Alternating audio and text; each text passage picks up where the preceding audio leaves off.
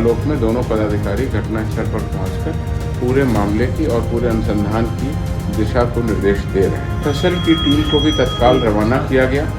FSL की team भी घटनास्थल पर पहुंचकर वैज्ञानिक जांच हेतु कार्रवाई कर रही है। घर के अंदर एवं बाहर पाए गए सभी सबूतों एवं साक्ष्यों की वैज्ञानिक जांच बहुत ही बारीकी से की जा रही है। अभी तक की जो सूचना मिल रही है उसमें घर की अलमारी एक बाहर पाई गई है, उसमें कुछ रुपए और कागजात मिले हैं, उसकी भी बारीकी से। जी नमस्कार, मैं हूं राज पाठक और आप देख रहे हैं बुलेट न्यूज टीवी। बीते सोमवार को बिहार में बड़ी घटना घटी, जहां पर बिहार सरकार के पूर्व मंत्री मुकेश सहनी के पिता जीतन सहनी की अपराधियों द्वारा निर्ममता से हत्या कर दी गई, जिसके बाद बिहार पुलिस और बिहार सरकार यानी सुशासन की सरकार पर सवाल उठने शुरू हो गए। मामला हाई प्रोफाइल था, इसलिए देखते ही देखते आग की तरह पूरे देश में फैल गया। मुकेश सहनी जो कि वीआईपी प्रमुख हैं, पूर्व मंत्री हैं, मुंबई में रहते थे। सूचना मिलने के बाद पिता के अंतिम संस्कार के लिए दौड़े भागे दरभंगा पहुंचते हैं। अब सबके मन में यह सवाल था कि आखिरकार पूर्व मंत्री के पिता की हत्या वो भी इतनी निर्ममता से किसने की, इसके पीछे का जिम्मेवार कौन है, क्या साजिश थी, राजनीतिक साजिश या कोई और, तमाम सवाल थे।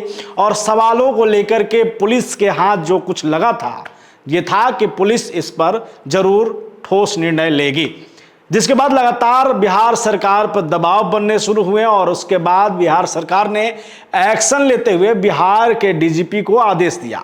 बिहार के डीजीपी आरएस भट्टी साहब ने एसआईटी का गठन किया और उन्होंने कहा कि 12 घंटे के अंदर में अपराधियों को पकड़ लिया जाएगा। कई सुराग मिले हैं। आज हम आपको पूरी घटना बताने वाले हैं और इसके पीछे पुलिस ने जिसे गिरफ्तार किया है और कारण क्या है इस हत्या का, वो अगर आप जानेंगे तो आप चौंक जाएंगे। दरअसल मुकेश सहनी जो कि वीआईपी के प्रमुख हैं, पूर्व मंत्री हैं, बड़े बिजनेसमैन हैं, पैसे की कोई कमी नहीं है।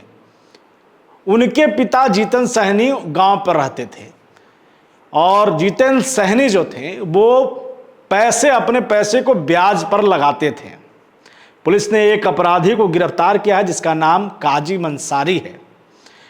पुलिस के द्वारा यह कहा गया कि वही व्यक्ति है जिसने पूर्व मंत्री के पिता की निर्ममता से हत्या की है। और कारण क्या बताया गया, उन्होंने कहा है कि ठीक सोमवार के दिन रात्रि में जो है ये लोग पूर्व मंत्री के पिता के घर में घुसते हैं और वहां पर जाकर के उसकी निर्ममता से हत्या कर देते हैं। दरअसल मामला यह है कि जीतन सहनी पैसे को ब्याज पर लगाते थे और जो अपराधी है काजमी अंसारी, उसने ब्याज लिए थे अपने जमीन के बदले, लेकिन जो ब्याज का सूद होता है वो देने में वो असमर्थ था। कई दफा प्रयास किया कि किसी तरीके से ये सूद माफ हो जाए, कर्ज माफी हो जाए और मेरा जमीन मुझे वापस मिल जाए, लेकिन ऐसा हो नहीं सकता था क्योंकि पैसा किसी ने दिया है तो उसे सूद चाहिए, उसे क्योंकि सूद पे वो पैसा लगाते थे। ये दबाव काजिम अंसारी को पसंद नहीं आया और यही कारण रहा कि सोमवार की देर रात्रि को काजिम अंसारी अपने कुछ साथियों के साथ जीतन सहनी के घर में घुसता है और उनसे जो है मारपीट करता है, धमकाता है। और जब उसके बावजूद जीतन सहनी जो है उसके कागजात लौटाने से इनकार करते हैं तो फिर चाकू से वार करके उसे मार दिया जाता है।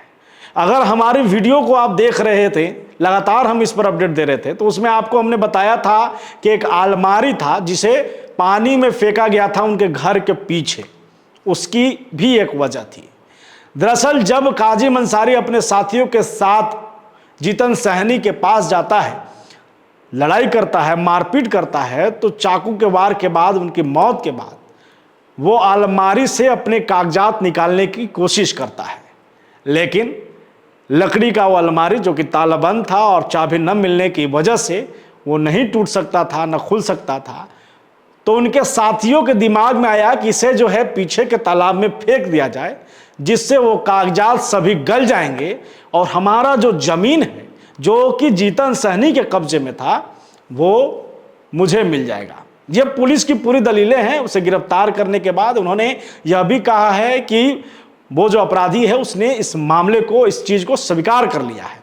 हालांकि इस पर पूर्व मंत्री मुकेश सहनी ने कहा है कि पुलिस पर भरोसा जरूर है लेकिन जल्दबाजी न करे, कितने लोग शामिल हैं, क्या और कारण है, हर एंगल पर जांच पुलिस करे। लेकिन पुलिस ने जो कुछ कहा है, एक बार वो वीडियो देखिए। जिले के घनश्यामपुर थाना अंतर्गत घटित घटना के बारे में आपको जो जानकारी उपलब्ध है उसके बारे में बताना चाहता हूँ।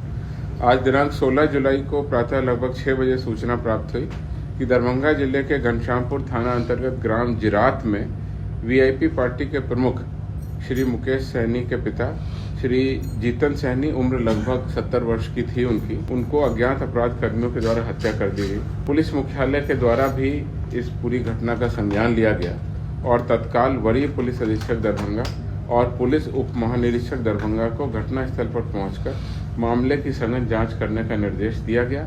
उस निर्देश के आलोक में दोनों पदाधिकारी घटनास्थल पर पहुंचकर पूरे मामले की और पूरे अनुसंधान की दिशा को निर्देश दे रहे हैं। एफएसएल की टीम को भी तत्काल रवाना किया गया।